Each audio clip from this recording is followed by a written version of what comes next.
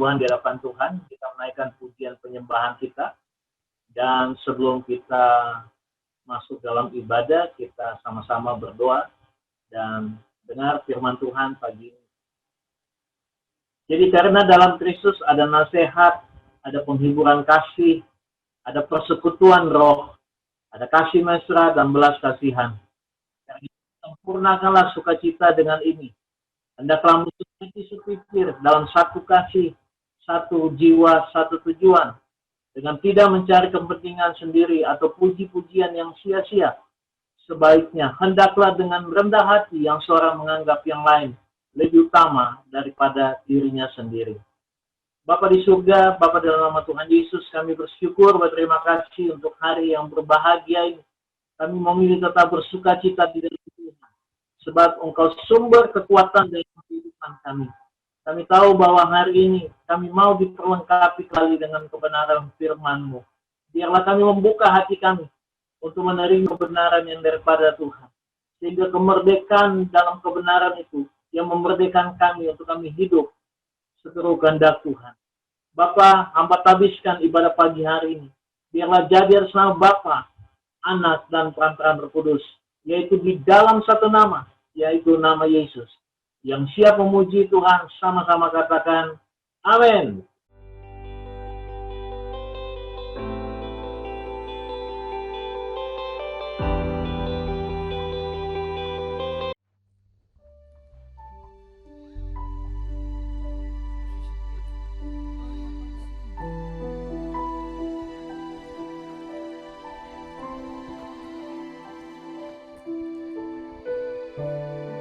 Shalom. Kita bersyukur kita akan kembali untuk memperingati hari kemerdekaan Republik Indonesia, negeri dan bangsa yang kita cintai bersama. Oleh sebab itu, mari kita mau sama-sama pada siang hari ini, kita mau datang kepada Tuhan, kita mau bawa Indonesia, negeri bangsa yang kita cintai dan kita kasih bersama, untuk supaya kita mau berdiri, untuk kita mau berdoa supaya Indonesia bisa menyembah Tuhan. Haleluya. Kita akan mulai ibadah pada siang hari ini. Kita buka di dalam nama Tuhan Yesus.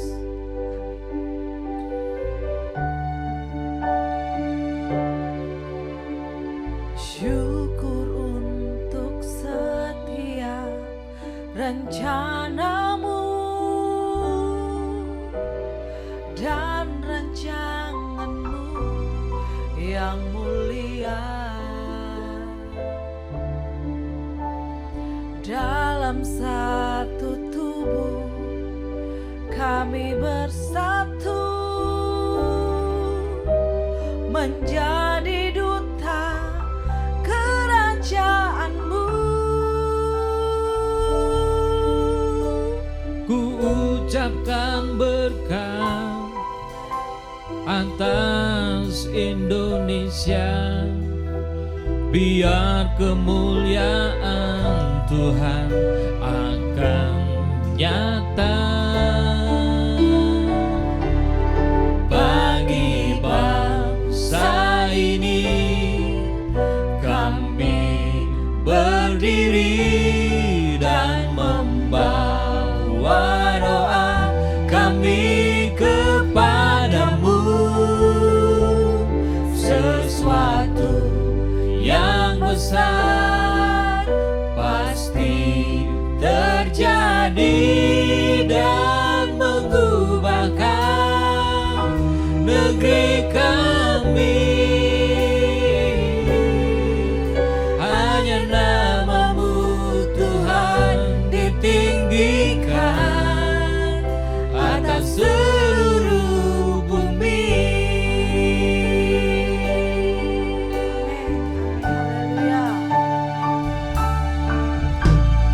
Kami rindu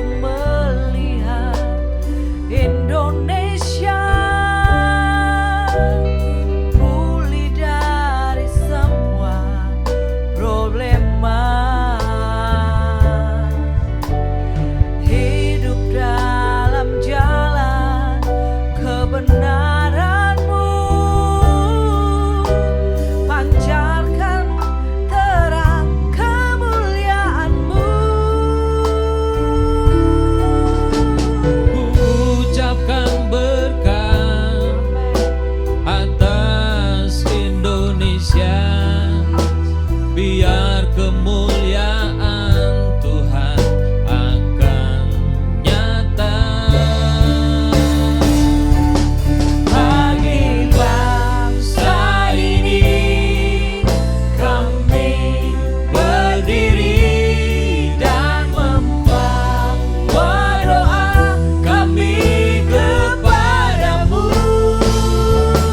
Sesuatu yang besar pasti terjadi dan mengubahkan negeri kami. Hanya namamu Tuhan ditinggikan atas seluruh bumi. Bagi bangsa ini kami berdiri dan membawa doa kami kepadamu. Sesuatu yang besar pasti terjadi dan mengubahkan negeri kami. Hanya namamu Tuhan ditinggikan atas seluruh bumi. Bagi bangsa ini kami mau berdiri Tuhan, biar lawatanmu atas Indonesia. Berdiri dan membawa doa kami kepadamu. Kami percaya sesuatu terjadi Yang besar akan terjadi pasti Tuhan. terjadi dan mengubahkan negeri kami. Hanya namamu Tuhan ditinggikan atas seluruh bumi. Hanya namamu Tuhan ditinggikan atas seluruh bumi. Hanya namamu Tuhan ditinggikan atas seluruh bumi.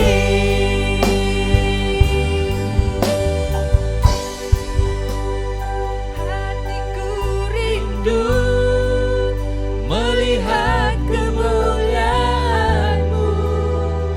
Hatiku rindu melihat curahan kuasa-Mu di tanah tercinta. Negeriku Indonesia, ku berdoa Indonesia penuh kemuliaan-Mu. Indonesia bagi Bagi engkau yang rindu, kemuliaan-Mu. mari sama-sama katakan hatiku rindu. Hatiku rindu melihat kemuliaan-Mu. Hatiku rindu melihat curahan kuasa-Mu di tanah tercinta. Negeriku Indonesia, ku berdoa Indonesia penuh kemuliaan-Mu. Indonesia bagi kemuliaan-Mu. Ya Allahku, nyatakan kemuliaan-Mu. Ya Allahku,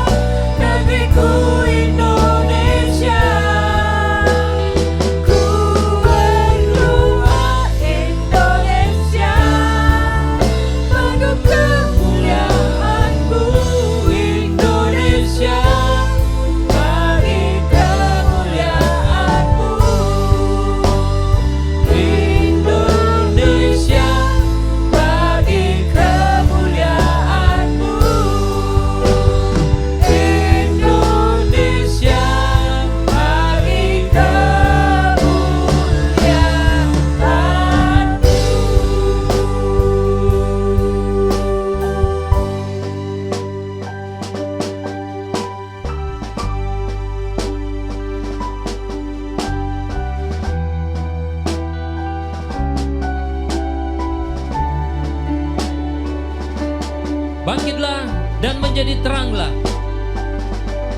sebab terang kemuliaan Indonesia sudah datang. Tidak akan ada lagi kekerasan, kabar keruntuhan, Amin. ataupun kebinasaan. Amin. Sebab dialah Tuhan atas Indonesia. Haleluya. Hatiku rindu melihat kemuliaan-Mu. Hatiku rindu melihat curahan kuasa-Mu. Tanah tercinta, negeriku Indonesia. Ku berdoa Indonesia bagi kemuliaan-Mu. Indonesia bagi kemuliaan-Mu. Hatiku rindu melihat kemuliaan-Mu. Hatiku rindu melihat curahan kuasa-Mu. Di tanah tercinta, negeriku Indonesia.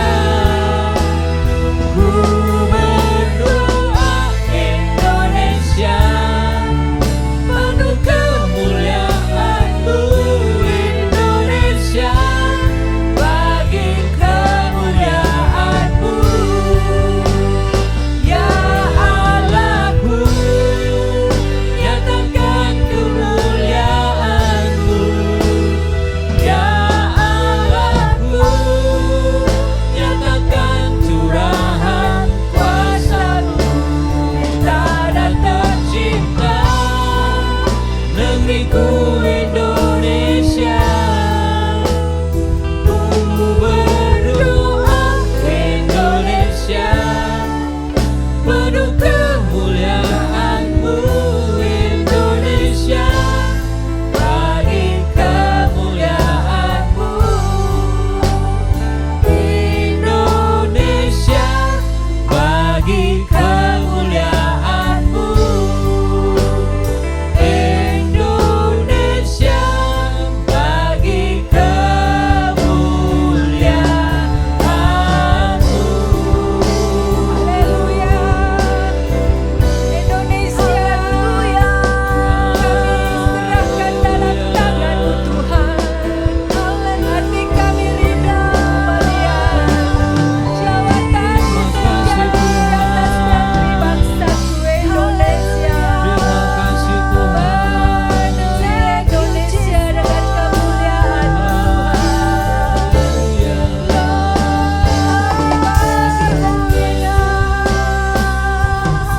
Haleluya. Curahkan anugerah-Mu Tuhan bagi bangsa kami, bagi negeri kami. Haleluya Yesus. Ini doa dan kerinduan kami umat-Mu.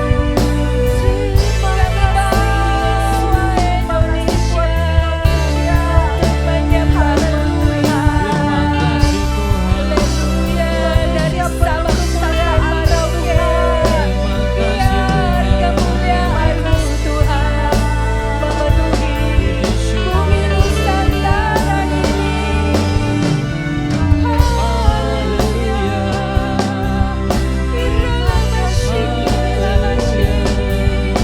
Haleluya.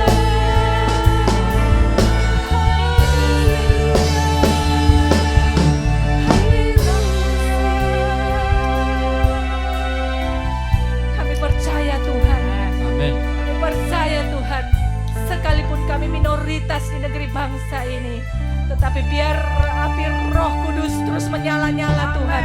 Api Roh doa itu terus menyala Tuhan, untuk kami bisa melihat Indonesia dipenuhi dengan kemuliaan-Mu. Kami percaya ada kebangkitan yang besar terjadi atas negeri bangsa ini. Biar Roh-Mu yang kudus Tuhan terus memenuhi bumi Indonesia, menyatakan kuasa-Mu Tuhan, menyatakan kehadiran-Mu Bapa. Dalam nama Tuhan Yesus kami berindu Tuhan, biar Indonesia bagi kemuliaan-Mu. Haleluya. Haleluya.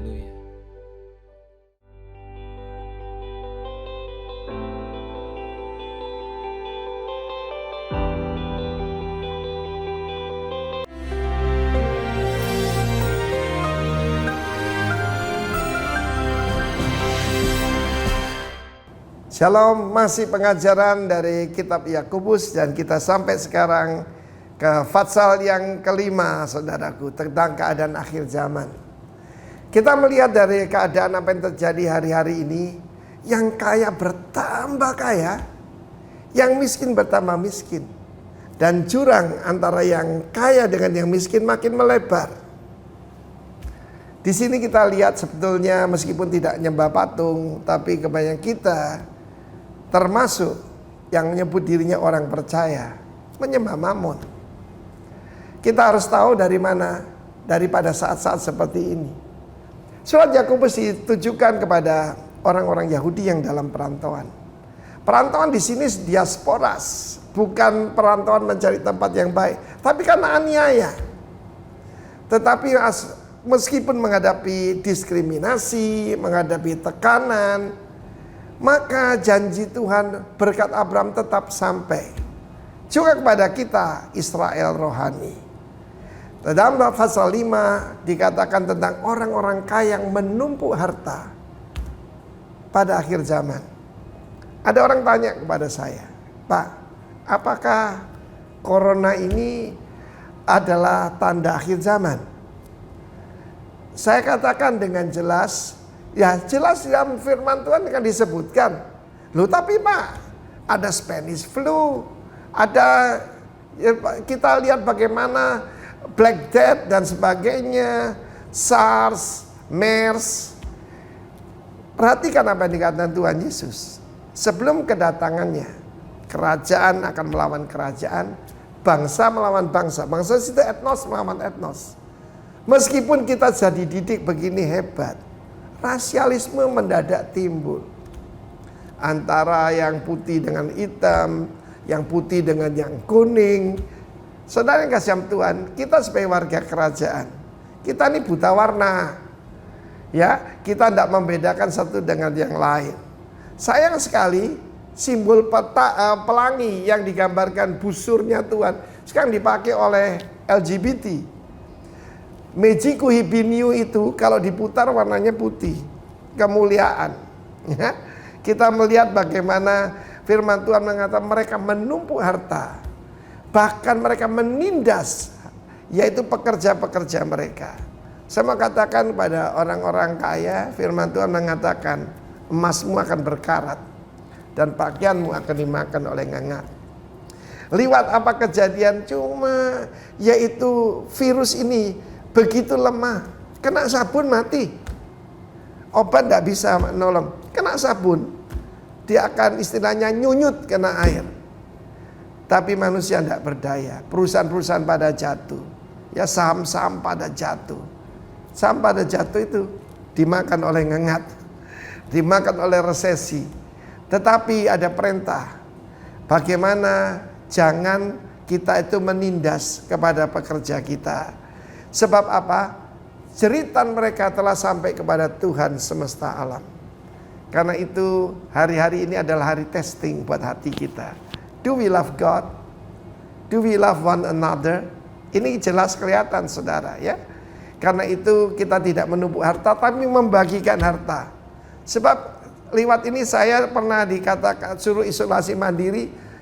Death is real. Dan death itu di depan mata kita. Dan itu mengingatkan kita, we will not live forever. Tapi Tuhan janji hidup yang kekal telah tersedia. Bagi mereka yang belum terima Tuhan Yesus, terimalah dia sebagai Tuhan dan Juru Selamatmu secara pribadi. Dan kau akan menerima lewat ujian mahkota kehidupan. God bless you warga kerajaan.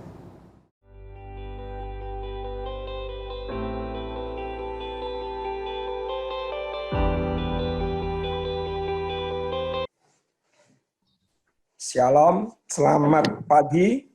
Shalom, pagi. Sebelumnya saya mengucap terima kasih dulu tentu saja kepada sahabat lama saya yang juga guru saya, yaitu Bapak Gembala, saudara-saudara semua, Pak Benyamin dan Ibu Abigail, dan juga sahabat-sahabat yang lain, Pak Hans, dan tentu saja yang tidak bisa saya sebut satu persatu. Terima kasih sudah memberikan saya kesempatan untuk bisa berbagi. Saya percaya setiap daripada kita di musim yang unik ini pasti mendapatkan sesuatu daripada Tuhan, termasuk saya. Dan untuk itu saya ingin membagikan apa yang saya dapatkan tentu saja ya. Dan saya berharap apa yang akan saya bagikan bisa menolong saudara untuk bisa lebih beriman, berpengharapan, dan memancarkan kasih Tuhan dalam kehidupan saudara. Baik, sebelum kita mendengar firman Tuhan, saya mengajak saudara menghampiri Tuhan terlebih dahulu. Kita berdoa sebentar ya. Saya akan berdoa. Bapa di surga, terima kasih untuk waktu dan kesempatan yang baik ini. Kami masih boleh belajar bersama-sama mendengar firman-Mu. Urapi hamba-Mu, urapi kami semua yang mendengar, dan berikan kami kemampuan untuk kami bisa hidup, melakukan kebenaran firman-Mu, supaya hidup kami bermanfaat bagi banyak orang, bercahaya di tengah-tengah dunia yang gelap, dan memuliakan nama Tuhan. Terima kasih, kami mengucap syukur, segala pujian, hormat, kemuliaan, kami berikan hanya untuk Engkau saja, yaitu Tuhan kami, Yesus Kristus. Amin. Amin. Oke. Langsung aja karena waktunya singkat ya. Saya minta host membantu saya untuk menampilkan apa yang akan saya sampaikan. Bulan ini kita sedang berbicara mengenai equipping, memperlengkapi. Dan saya rindu memperlengkapi saudara sebelum kita masuk di era new normal atau kenormalan baru. Kita juga memperlengkapi diri kita terlebih dahulu dengan new norma. Yaitu norma-norma, ketetapan-ketetapan, nilai-nilai yang baru, sehingga waktu kita menghadapi sesuatu yang baru, yang belum pernah kita hadapi sebelumnya tentu, kita nggak tahu kehidupan di depan itu akan seperti apa, kesulitan-kesulitan yang akan kita hadapi seperti apa, kita nggak ada yang tahu ya. Nah, untuk itu, pastikan satu-satunya yang ada pada kita adalah Tuhan itu sendiri. Untuk itu, saya ingin memberikan ketetapan-ketetapan atau norma-norma untuk saudara bisa membangun semua lini kehidupan saudara di atas norma-norma tersebut. Oke, tapi sebelumnya saya ingin mengajak saudara untuk membaca satu ayat terlebih dahulu, yaitu di Kitab Pengkhotbah. Kitab Pengkhotbah, coba slide. Nah, Pengkhotbah 1 ayat 9 dikatakan demikian, saudara. Apa yang pernah ada akan ada lagi, dan apa yang pernah dibuat akan dibuat lagi. Tak ada sesuatu yang baru di bawah matahari. Nah, kita tahu firman Tuhan nggak pernah salah kan? Jadi sekalipun hari-hari ini kita sebut sebagai the new normal, kenormalan yang baru. Tapi Alkitab mengatakan sesungguhnya nggak ada yang baru. Apa yang pernah ada, apa yang ada, itu pernah ada dulu. Ya. Nah, seperti pandemi ini pun tadi Pak Gembala sudah sampaikan kan. 100 tahun yang lalu sudah pernah ada, yaitu flu Spanyol atau Spanish flu tadi itu kan. Tapi masalahnya nggak ada daripada kita yang mengalami itu karena sudah 100 tahun. Kalaupun ada, sudah kakek-kakek dan nenek-nenek, dan waktu itu dia masih mungkin balita.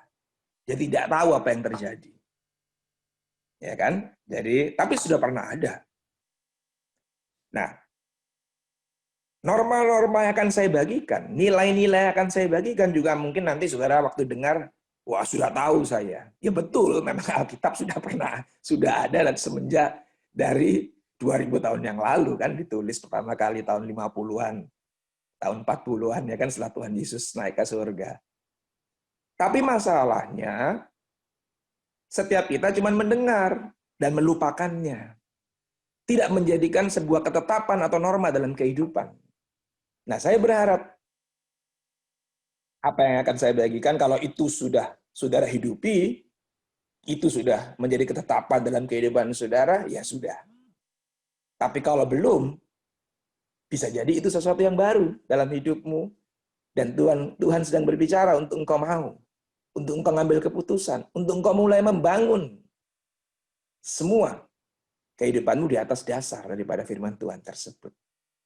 Baik, saya lanjutkan. Next slide. Kata normal, new normal tadi, masih ingat ya? Ke new norma itu cuma diambil satu huruf saja, yaitu huruf L kan? Nah, waktu saya merenungkan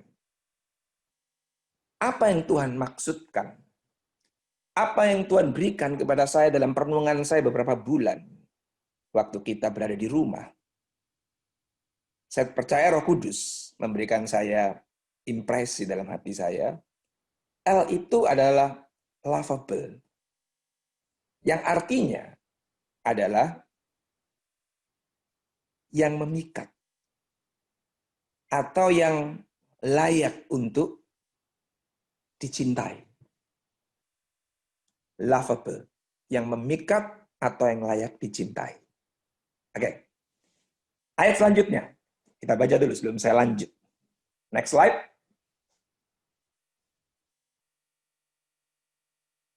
Nah, Ulangan 4 ayat 24, Musa menulis demikian. Sebab Tuhan Allahmu adalah api yang menghanguskan, Allah yang cemburu. Selama ini yang kita tahu, Allah adalah kasih. Betul, tidak salah sama sekali itu. Saya setuju, saya sepakat. Dan cuman karena kasih Allah, makanya kita ini jadi seperti hari ini. Yang tadinya mungkin kita ini tidak diperhitungkan oleh dunia ini, bahkan mungkin kita tidak lebih baik daripada dunia ini. Orang-orang di dunia ini maksud saya, tapi kita bisa sekarang ini disebut jadi anak-anak Tuhan, murid-murid Tuhan, orang-orang kudus, orang-orang pilihan. Itu semua karena kasih Allah. Tapi jangan lupa saudara, ini jarang disampaikan. Dikatakan Tuhan Allah kita selain kasih, Dia juga api yang menghanguskan. Allah yang cemburu. Saya percaya ada alasan. Kitab Ulangan ini ditulis. Dan ini sudah harus tahu ya, kitab Ulangan. Kitab Ulangan itu sesuatu yang diulang. Ya, yang diulang-ulang, berarti penting. Betul kan? Diulang lagi. Sudah tahu kan? Manusia, saudara dan saya, itu paling jago, paling hebat menciptakan berhala. Saya ulangi supaya jelas. Kita sebagai manusia adalah orang yang paling hebat sebenarnya. Bahkan mungkin setiap hari tanpa kita sadari. Adalah orang-orang yang paling jago untuk menciptakan berhala. Ya, kita tahu kan bangsa Israel waktu dia di padang gurun, apa sih yang membuat dia binasa? Apa sih yang menyebabkan bangsa Israel itu tidak masuk ke tanah perjanjian di generasi yang pertama? Yang masuk adalah generasi berikutnya ya. Dan Yosua dan Kaleb. Yang membuat kurang lebih 2-3 juta generasi pertama yang binasa itu.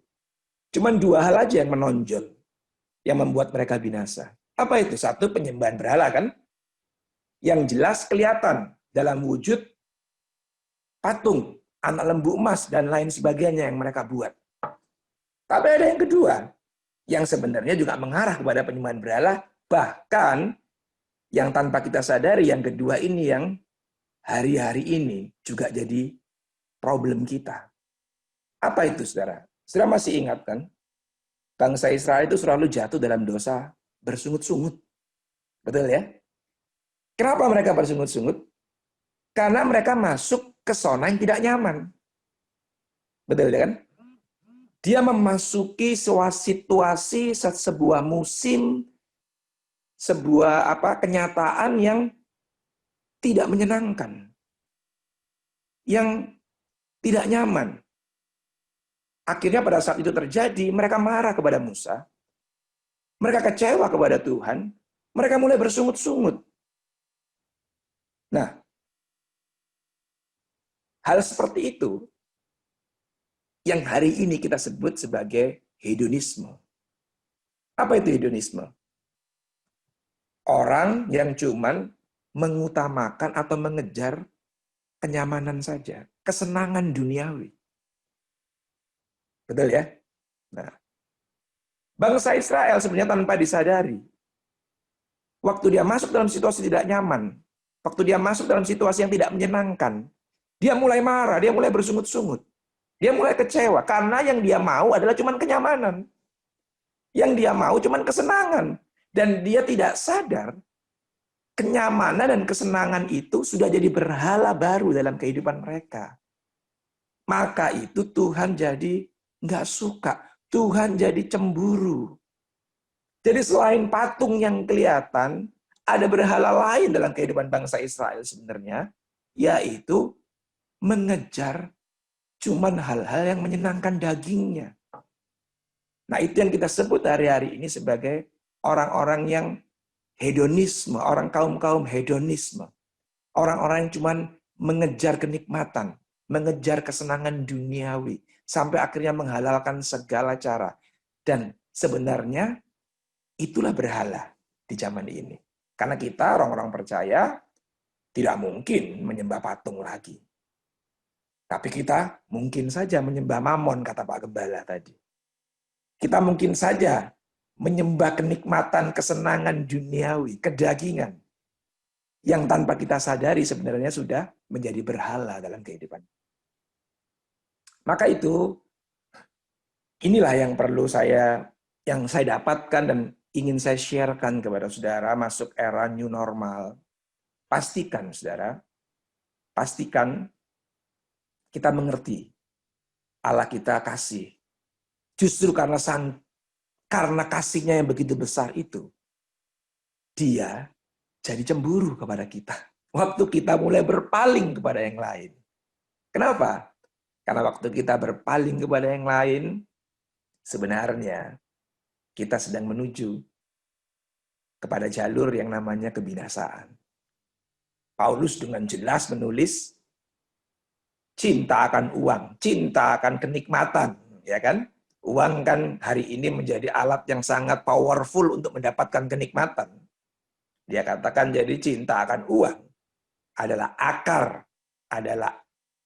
atau sumber daripada segala kejahatan-kejahatan yang lain yang bakal muncul dalam kehidupan kita. Ya, jadi itu sebabnya Tuhan cemburu dan dia ingin jadi api yang menghanguskan hal-hal itu semua dalam kehidupan kita. Oke? Jadi lewat ayat ini saya berikan 3 statement. Coba ditampilkan next slide. Statement saya yang pertama adalah ingat, ya, memasuki era new normal. Jangan pernah terikat, saudara. Jangan pernah terpikat dengan apapun di dunia ini. Apapun itu, mau saudara anggap itu baik atau tidak baik, terserah. Ya, karena segala sesuatu bahkan yang baik pun kelihatannya, kalau saudara mulai terpikat, jadi berhala dalam hidupmu. Betul ya? Loh, pelayanan itu bisa jadi berhala loh, saudara. Kadang-kadang gara-gara pelayanan kita bisa kehilangan kasih. Gara-gara pelayanan kita bisa membenci orang loh, saudara. Ya, kita juga sudah tahu toh.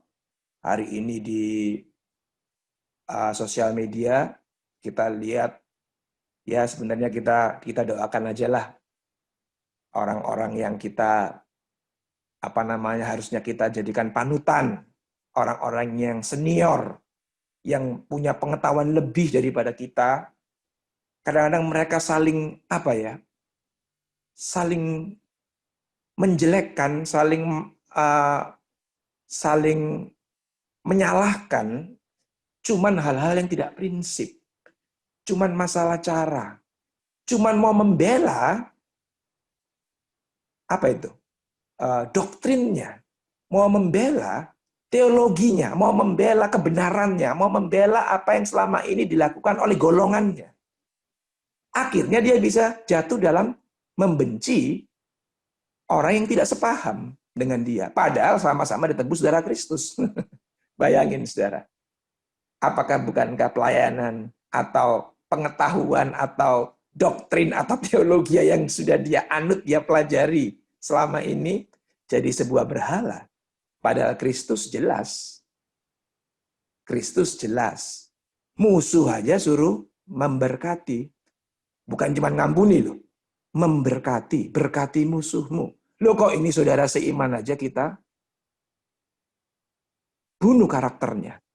Betul kan? Kita lawan, kita permalukan di seluruh dunia lewat sosial media. Bayangin saudara.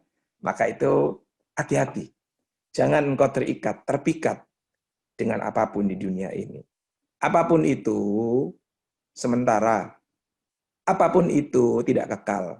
Yang di dunia tidak ada yang kekal. Bakal kita tinggal semua. Ya.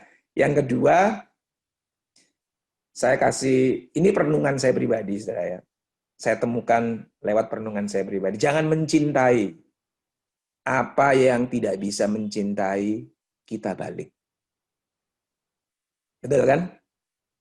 Semua itu kan nggak bisa mencintai kita balik. Pelayanan saudara bisa mencintai saudara balik? Nggak bisa. Karir saudara bisa mencintai saudara balik? Nggak bisa. Uang saudara bisa mencintai saudara balik? Nggak bisa. Yang bisa mencintai kita balik waktu kita cintai, satu adalah Tuhan. Betul? Yang kedua, sesama manusia. Jadi yang boleh dicintai di dunia ini cuma dua itu aja. Maka itu Tuhan Yesus mengatakan waktu ditanya oleh orang-orang Saduki. Ditanya oleh orang-orang Farisi. Guru, hukum apa yang terutama, yang paling penting? Tuhan Yesus bilang apa? Satu, cintai Tuhan Allahmu dengan segenap hatimu. Dua, cintai sesamamu manusia. Iya kan? Dia bilang apa, saudara?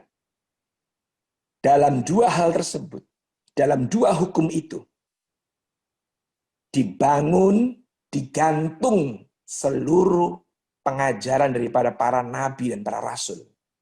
Jadi kalau ada nabi yang ngaku nabi, ngaku rasul, tapi tidak mengajar mencintai sesama manusia, saya mau katakan dia bukan nabi dan rasul. Betul kan? Kalau ada hamba Tuhan, pendeta, yang mencoba mengajar kita untuk membenci sesama, apapun agamanya, saya mau katakan, dia bukan hamba Tuhan. Loh, betul kan? Sebab Allah kita ngajarin kita cuma mencintai dia, dan mencintai sesama, nggak ada yang lain. Yang di dunia ini semuanya cuma fasilitas sarana sementara. Harusnya kita pakai untuk mengarahkan kita untuk bisa ketemu Tuhan, merasakan kasih-Nya, merasakan cintanya, sehingga kita bisa mencintai dia balik. Lah waktu kita sudah punya kerinduan untuk mencintai dia balik, Tuhan berikan objek. Apa itu? Sesama.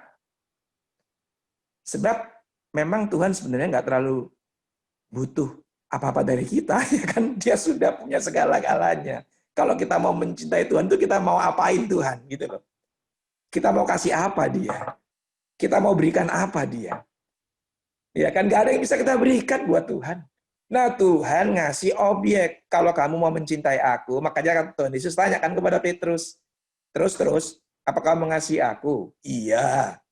Bener nih terus, kamu mengasihi aku? Iya Tuhan, bener. Tanya dia sekali lagi.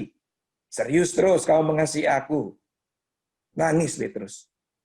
Waktu Petrus nangis, Tuhan Yesus bilang apa? Kalau kamu benar-benar mengasihi aku, gembalakan domba-dombaku. Artinya apa? Peliharalah domba-dombaku. Kasihi domba-dombaku. Cintai domba-dombaku. Kasih sesamamu manusia. Betul nggak, saudara?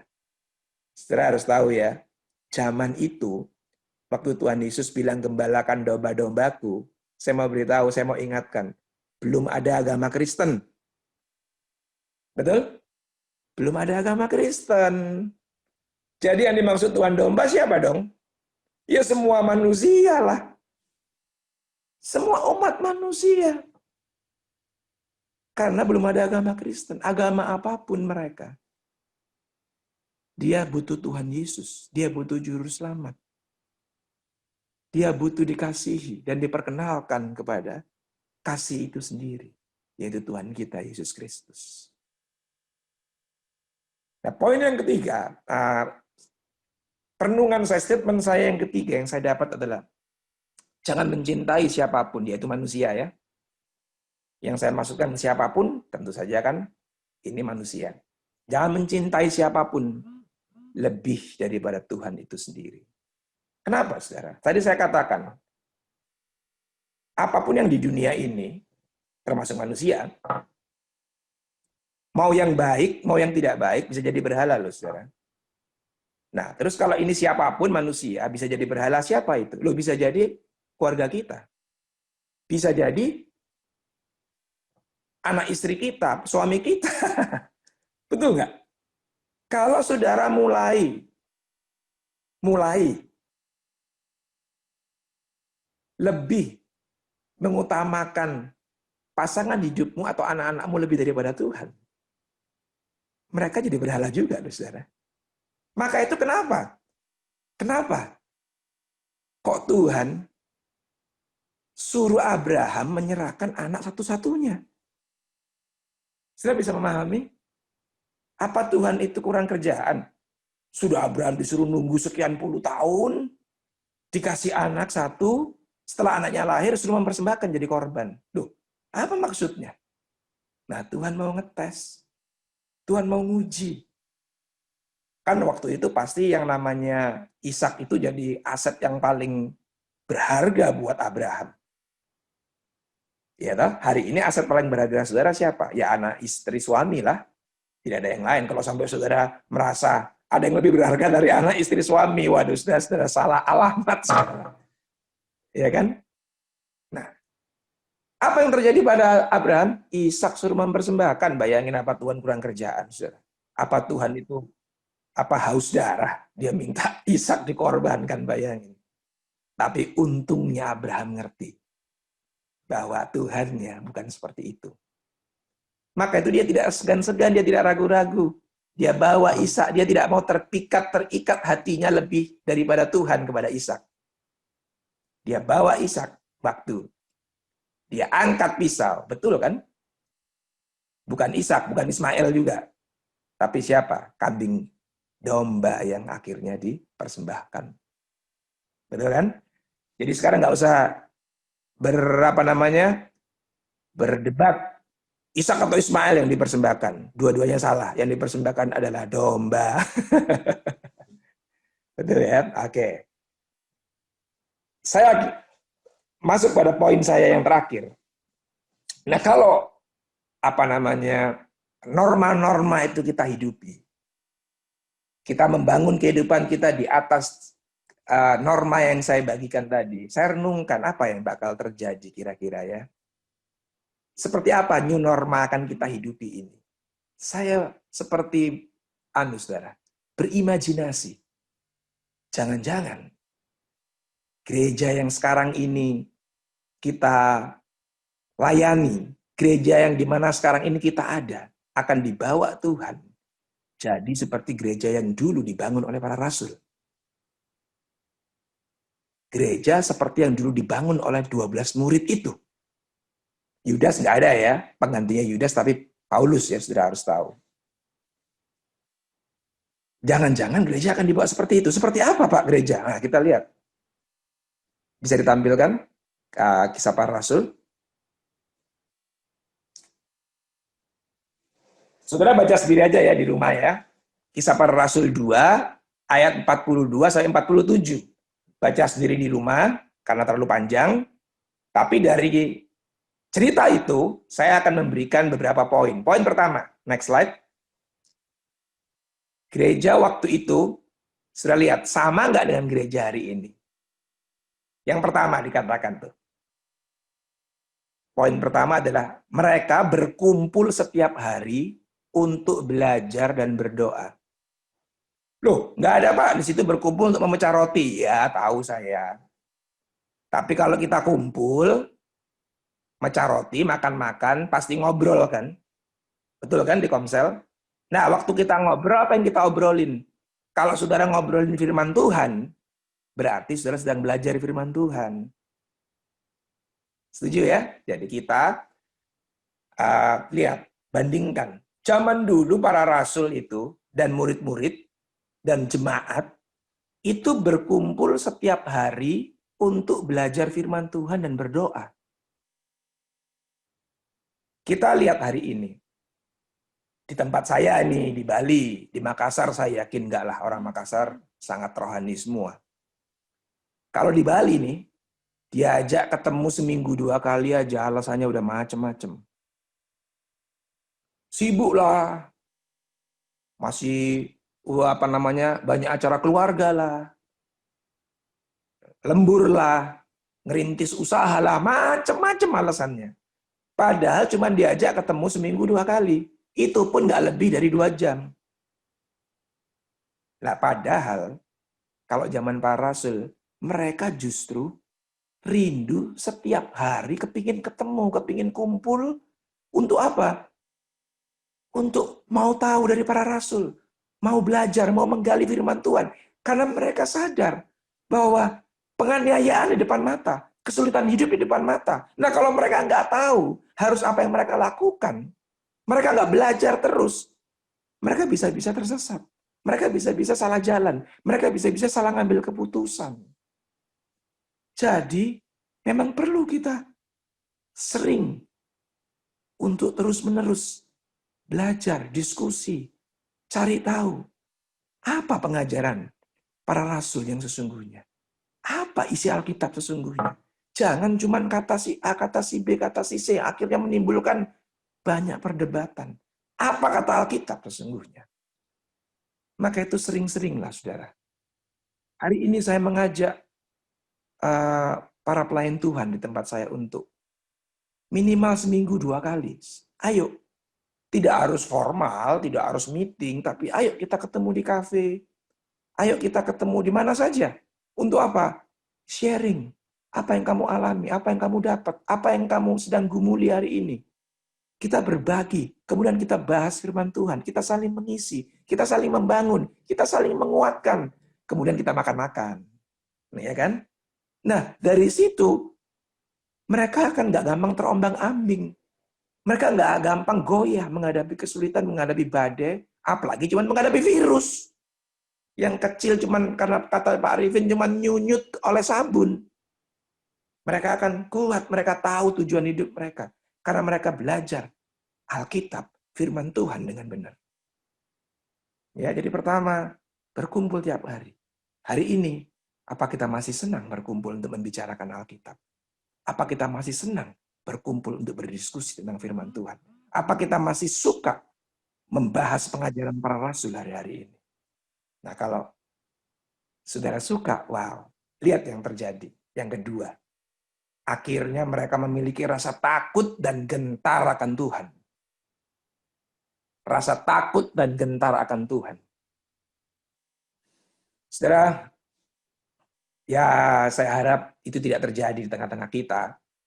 Tapi kita tahu kan, hari ini jangankan jemaat, hamba Tuhan aja sudah banyak yang nggak takut dan gentar pada Tuhan. Tidak ada rasa hormat kepada Tuhan. Berbohong, udah kayak makan permen. Betul gak? Membicarakan orang bahasa Ibrani-nya rasan-rasan. Apalagi yang dirasani hamba Tuhan. Waduh, udah jadi seperti apa ya? Habit yang menyenangkan. Saudara, rasa takut dan gentar akan Tuhan sudah seolah-olah kayak jadi barang langka. Nah, kalau sudah begitu, apa bedanya kita dengan dunia ini? Betul kan? Apa bedanya kita dengan orang-orang di dunia ini?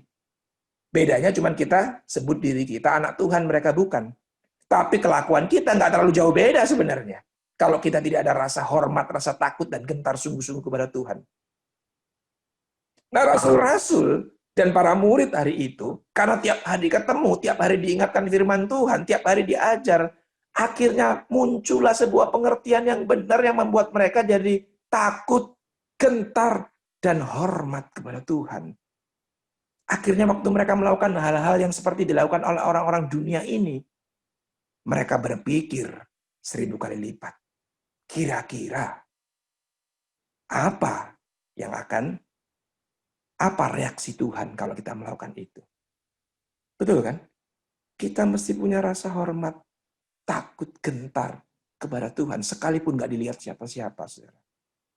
Itu yang membedakan kita hari ini dengan murid-murid zaman itu. Lah waktu ketakutan dan kegentaran akan Tuhan itu ada, apa yang terjadi di tengah-tengah para murid? Terjadi mujizat setiap hari. Yang ketiga, terjadi mujizat setiap hari. Hari ini, kalau orang dengar hamba Tuhan A bikin mujizat, wih seolah-olah kayak selebritis sudah. Kemanapun dia mengadain KKR, kemanapun dia pergi, kita kejar. Betul kan? Karena di tempat kita jarang ada mujizat, sudah. Jadi mujizat seperti apa? Show kelas dunia, saudara. Dikejar kemana-mana.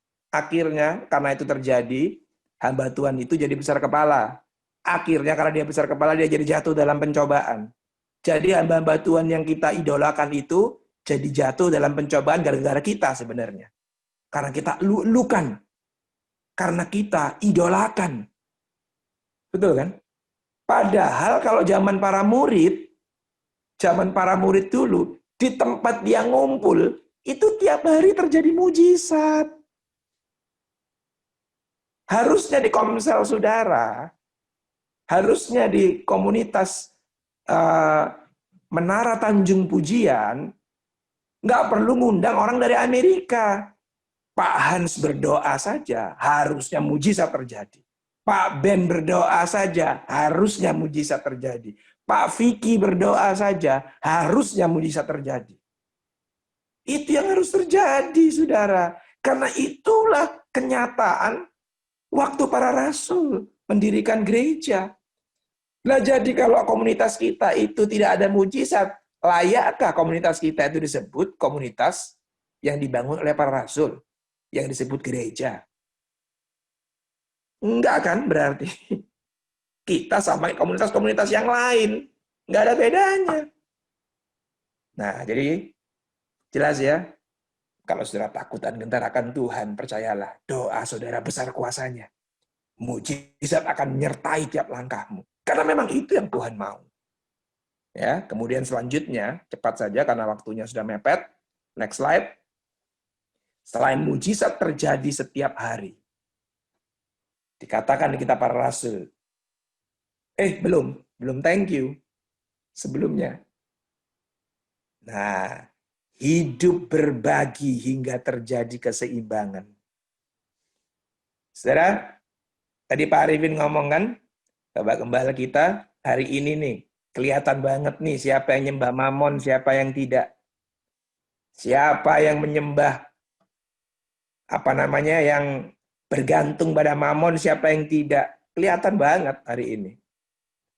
Kalau orang mengerti betul, memahami betul pengajaran daripada para rasul, seharusnya gaya hidup berbagi itu sudah memang begitu kita.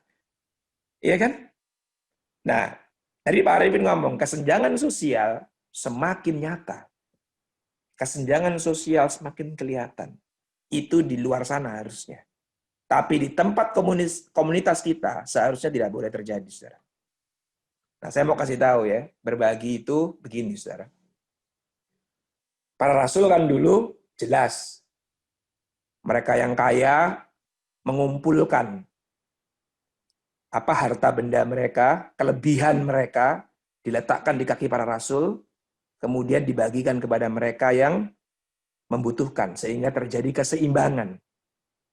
Nah, hari ini, saya mau kasih tahu, saya nggak melarang saudara punya mobil mewah, punya rumah mewah, makan di restoran mahal, tidak melarang itu sih, itu hak saudara. Tapi saya mau beritahu, sementara kalau saudara hari ini makan di restoran mewah, tapi orang di Komsel saudara nggak tahu besok masih ada beras nggak yang bisa direbus. Saudara masih bisa ketawa-ketawa di restoran mewah. Saya mau beritahu, engkau tidak menghidupi kehidupan yang dibangun oleh para rasul. Betul ya? Kalau hari ini saudara bisa datang ke tempat-tempat kerja atau ke gereja atau kemana saja dengan mobil mewah, nggak apa-apa sih, nggak salah. Tapi kalau orang di Komselmu bergumul belum berhenti hari ini untuk bayar uang sekolah anaknya akhir bulan dia belum dapatkan. Dia masih perlu harus doa puasa lagi. Terus saudara masih bisa tenang-tenang menikmati mobil mewahmu, cuek, nggak mikirin. Saya mau beritahu, saudara menyembah Mamon. Harusnya tidak usah dimotivasi. Tidak usah disuruh-suruh. Tidak usah di-fundraising oleh gereja. Tapi harusnya hati kita sudah memiliki kepekaan yang seperti itu. Kalau kita memang betul-betul membangun iman kita di atas pengajaran para rasul. Lihat apalah yang dilakukan Tuhan Yesus. Kenapa mujizat terus terjadi dalam setiap langkah kemanapun Tuhan Yesus pergi. Karena waktu dia melihat orang susah, waktu dia melihat orang sakit, waktu dia melihat orang menderita, selalu dikatakan, tergeraklah hati Yesus.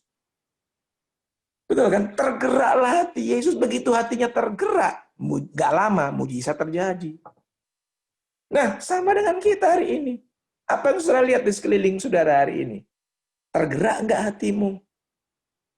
Apakah engkau masih bisa menikmati semua kemewahan dunia ini tanpa tergerak oleh orang-orang yang sedang menderita?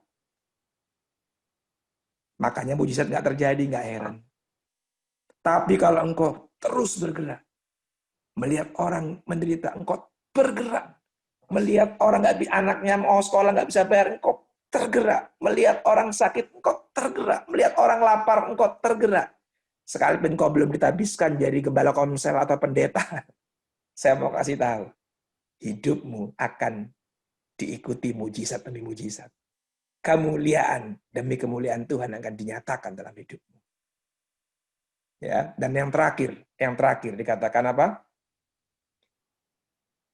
Nggak heran. Dikatakan tulus hati memuji Allah, disukai banyak orang, dan akhirnya ditambahkan jiwa-jiwa setiap hari. Ditambahkan jiwa-jiwa setiap hari. Ya kan?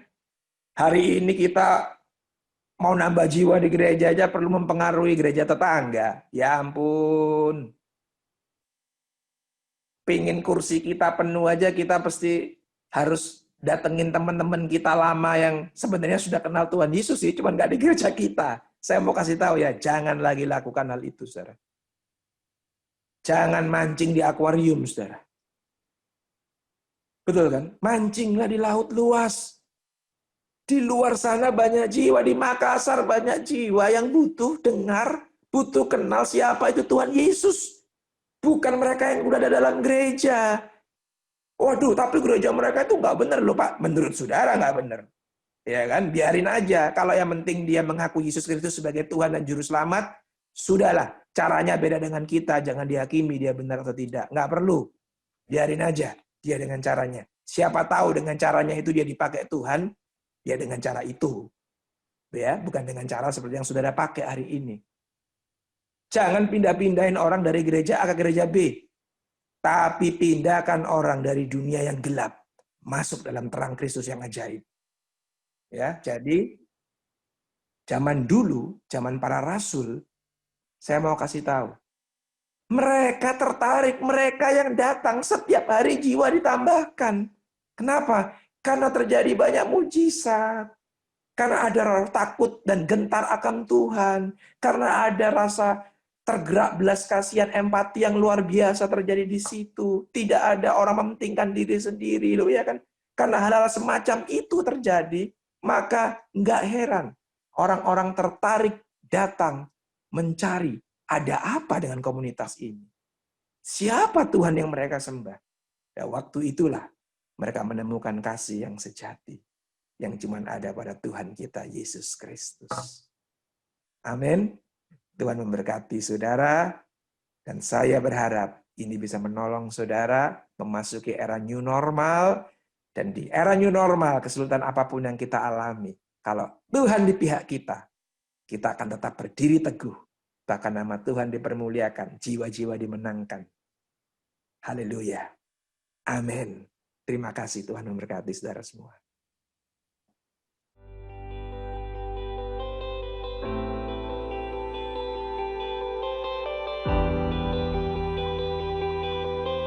Mari arahkan tangan kita kepada saudara kita, Pak Harley, dan Anu bisa tolong ditampilkan Pak Harley dengan Elias.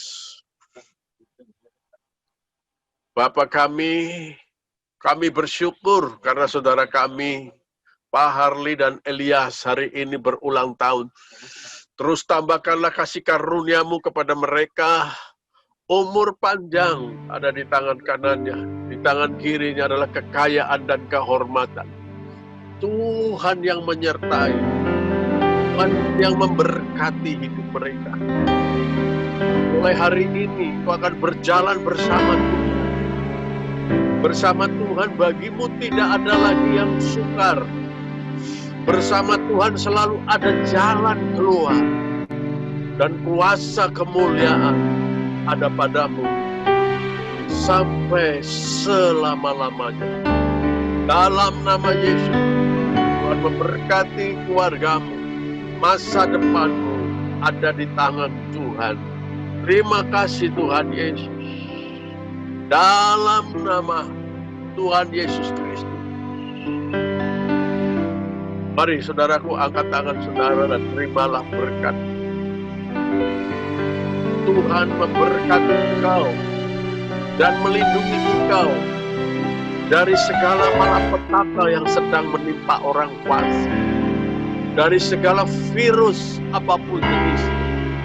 Engkau diluputkan, dijagai harta milikmu, tetap diberkati usahamu, kerjaanmu, kesehatanmu, masa depan anak cucumu ada di dalam tangan Tuhan.